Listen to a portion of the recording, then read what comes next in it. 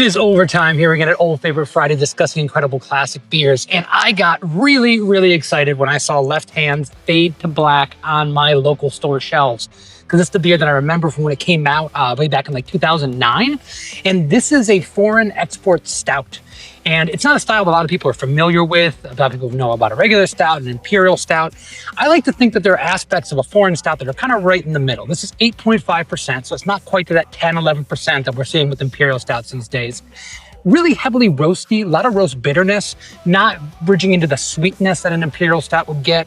So it has some of the more refined and elegant aspects of a stout, which I love. And, you know, Guinness Foreign, the export stout is one of my favorite stouts out there. And Fade to Black is absolutely delicious. This beer started its life as the Fade to Black kind of series where they would do a different beer, black beer, every year. But the export stout was the one that really resonated with people. It won a gold, I think, at Great American Beer Fest the first year it was released.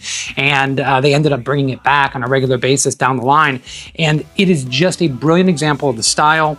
It is refreshing to try a black roasty beer that has bitterness to it, it has structure and body, and once again, doesn't overly rely on the sweet aspects of an imperial stout. I love a sweet imperial stout like you know, the next guy. Our imperial stout, Pray to Souls, kind of borderlines and having some of those sweet kind of flavors going on with it. But this is, like I said, refined.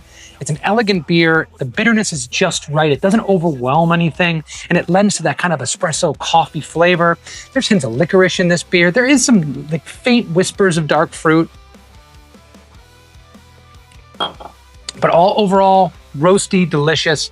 And a roasty beer like this is sometimes a little bit difficult to pair with food. What I'd like to do with a dish like this or with a beer like this, I should say, is give it something kind of spicy and smoky. The smoky flavors go really, really well with stouts. And, you know, we have smoked stouts all the time. And also something that's going to be kind of savory and rich. So I was thinking about chorizo. I think chorizo would go really, really well with this beer. And if you were to do something like a chorizo and black bean stew, those depth of flavors, coffee goes well with those flavors. A lot of complementing flavors, I should say, with that. And the other thing that I was thinking about, if you want to go a little bit more of a deep cut, if you're into kind of Spanish tapas, patatas bravas would be delicious with this. You have that kind of smoked paprika and those deep, rich umami flavors to go with this beer, and just like those pillowy soft, like crunchy on the outside, pillowy soft on the inside, potatoes going with that kind of that silky smoothness of an imperial stout with a little bit of bitterness. I think that's just a match made in heaven. I have 6 bottles, well, 5 now. I have 5 bottles left, and I think we'll make some bravas this weekend and try those out together. But brilliant beer from a brilliant brewery. A lot of people know Left Hand for their milk stout, which is their most popular beer, but don't sleep on any of the other beers, and especially a beer like this that is just a perfect example of the style that I'm so glad that they brought back.